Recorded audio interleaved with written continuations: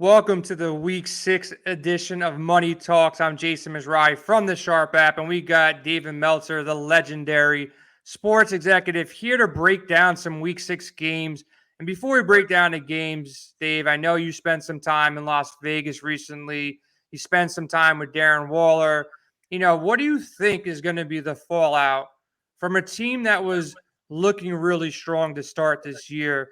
From a betting perspective, from a futures perspective, from a team perspective, do the Raiders really get shaken up by the whole John Gruden situation with no coach right now?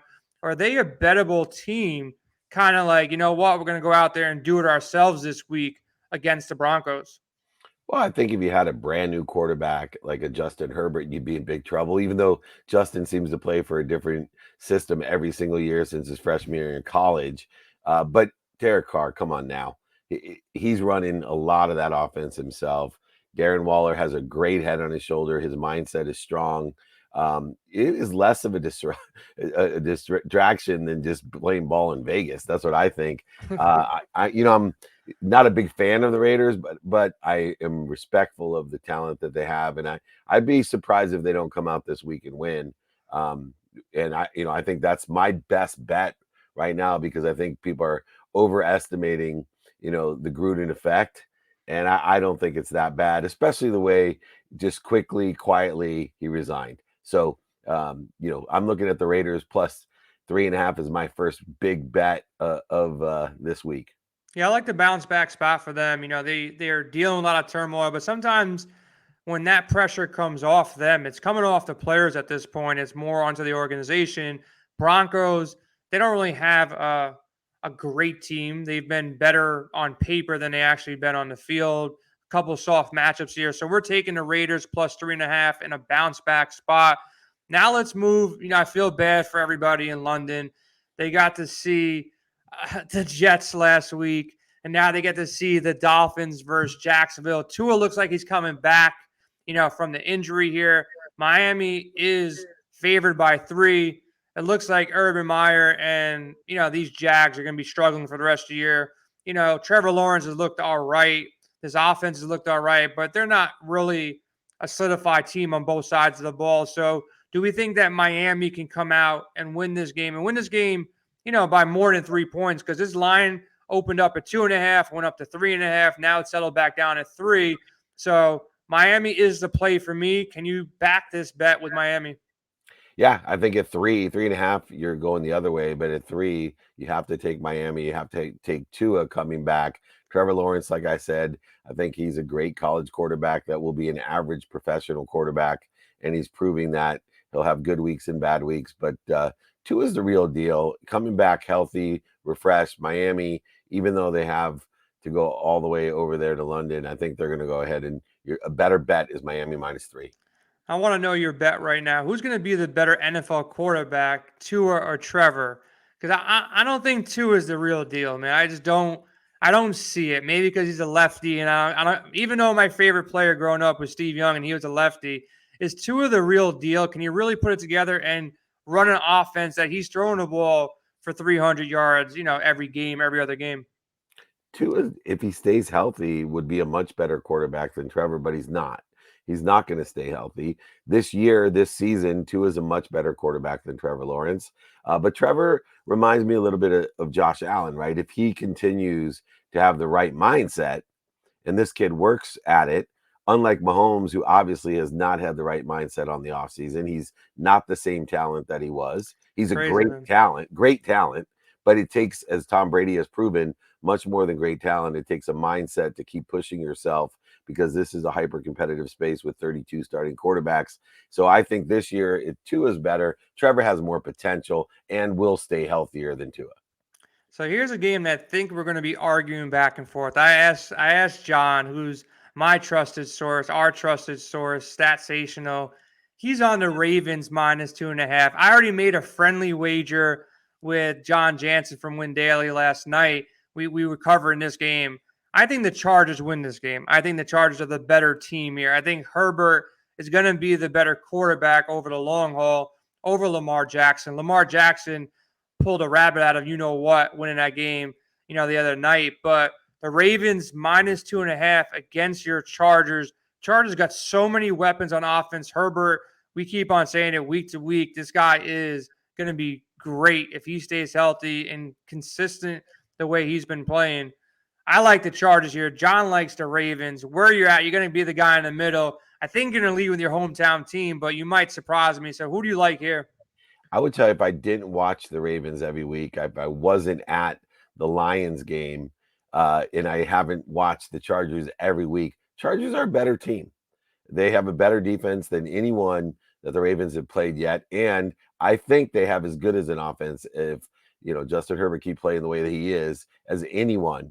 But once again, the only wild card in this one is probably the most talented athlete in the league, Lamar Jackson, no doubt. A man who runs a 4.3, throws the ball like he throws, and is as strong as he is.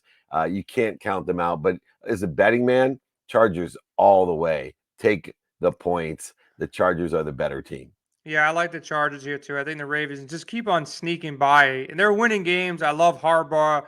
I like the Ravens team. I like to see the offense starting to move the ball a little bit more. But I'm with you. I'm with the Chargers. We're going to go against our guy Stat Station on this one. This is a game that I'm going to keep on. Look, the Texans are probably one of the worst teams in the league, but Vegas is not respecting them at all, giving them 10 points again to a team that's not going to put up a bunch of points, that came off a really bad loss in the Colts. I love the Texans +10.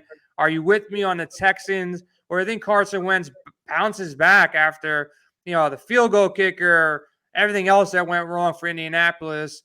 10 is too many points against the Colts for me. Way too many points. That's not a bad team, and bad teams get 10 points, and they're not a bad team. So I'm with you. I think the Texans all the way. All right, this one, I think we might go opposite ways here. I'm not really sure here. Browns -3 versus the Cardinals. I'm gonna let you say who you like Yeah. first, and then I'll go after you. But who are you backing here? So I watched that game closely, and last week with the Browns, and they're a good team, but the Cardinals are the real deal. They are probably the best quarterback NFC team that I think, better than even the legend himself, and they have all three sides of the football covered. The Browns are suspect. You don't lose late in the game, even though it was against my Chargers, and I think the Cardinals will easily cover -3. Yeah, I'm with you on the Cardinals. I might just take the Cardinals straight up, on the money line instead of worrying about the 3. The Browns are kind of one-dimensional right now. They can run the ball great. I don't back Baker Mayfield. Odell Beckham looks washed to me. Like he's really not the number 1 receiver, number 2, or number 3 receiver on this team. So they're unable to keep up. Kind of worries me that the Cardinals weren't able to put up points last week, against a tough defense, and the Browns have a good defense here too. So Yeah, I'm going but to lean on the Cardinals and Kyler Murray any day over Baker Mayfield. there was no It's defense last week. yeah. So like you said, but Herbert, Herbert's Herbert. So I kind of feel like the same thing. It might be tight, but I feel like the Cardinals can eke this one out. Moving to the Seahawks. This is an interesting one here. Geno Smith came in last week. Looked good, man. He really looked good. Not as good as Russell Wilson, the magician who can just sneak out of anything. But, Geno Smith's got to come, play after, almost carrying them back. +5 against the Steelers. Steelers a little bit banged up. Big Ben looks old. What's your take here? Seahawks versus Steelers. I think at +3, I go, the other way, but I'm going to take the Seahawks +5. That's too many. Yeah, I think too many points. The Seahawks got to win a game, sooner or later. If they lose too many more games, man, they're going to be out of the playoffs. This whole season is going to be something that they're not going to want to remember. I remember you telling me Russell Wilson put out that tweet for best year ever. Doesn't look like it's shaping up for the best year ever, and that's why it's tough to predict, injuries in the NFL. Last game that we want to break down, a team that I think has to be up there for Super Bowl favorites. If it's not the Bucks, it's probably the Bills. The Bills went into KC and just manhandled them. They really look like the better team on both sides of the ball. Titans +5.5, kind of one-dimensional right now with Derrick Henry leading the charge. Julio and AJ been kind of banged up here. Titans +5.5, a good amount of points, but the Titans defense has been pretty bad all season. So what's your take here? Titans versus the Bills. This is a tough one for me because it's a sleeper game for the Bills. They're coming off a really, really big win. I think the Titans defense is better than they've played. But the one thing that you have to realize with Derrick Henry is not just that, you can't stop him. You could hurt him maybe, but you can't stop him. But it's the clock. They haven't played a team that's going to run down that clock. And when you're running the ball and you're able to take 3-4 downs at a time to get down the field, it makes a big difference. And as the clock gets shorter and shorter, the pressure gets more and more on Josh Allen, who had an incredible game, by the way. I mean, running and throwing.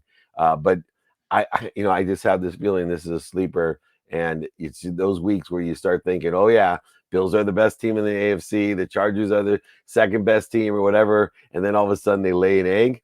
I'm looking to see the Bills lay the egg this week. Yeah, look, it could be that way. It's a tough game. This one's a stay away spot for me. I just believe too much in Josh Allen, too much in the Bills right now. But, if this line starts moving in one direction, I might go on the Titans. If you can get it up to 6, maybe 6.5, it worries me a little bit. But, David, appreciate you stopping by. Any last thoughts on week 6 before we get out of here? I think it's the week of upsets. So, looking at all the different games, this is the week where everybody's sure they know now what character each team has.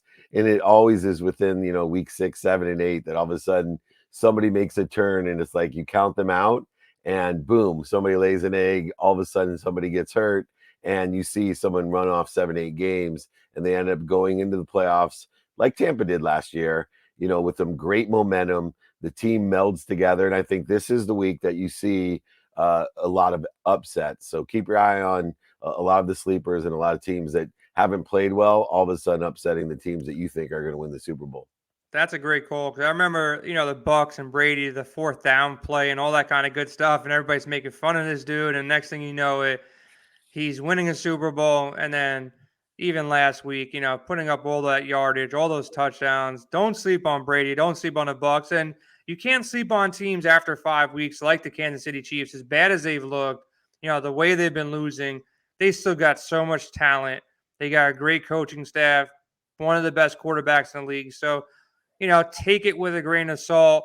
Look at the futures odds. We're going to do some content as far as futures go. This is the time to get some good value on some teams, maybe like the Chiefs or certain teams that have been dealing with injuries, or maybe like the Titans to make a run to at least win their division and go out there and do some things. David, I appreciate you stopping by. We'll be back next week on Money Talks. You can follow David Meltzer at David Meltzer on all your social media platforms. And we will have more content on the Sharp app. Make sure you check out the pro version as well. Go out there and get all the pro picks and get all the content on sharpbets.app. Everybody have a good week 6 in fantasy football at the sportsbook. Profitable weekend with the family. Have a good weekend, and we are out of here.